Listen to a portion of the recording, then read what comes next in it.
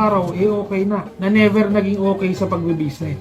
Tandaan nyo, kahit mahal yung binibenta nyo, basta masarap yan, maganda yung quality, o maganda yung service, babalik-balikan ka ng tao.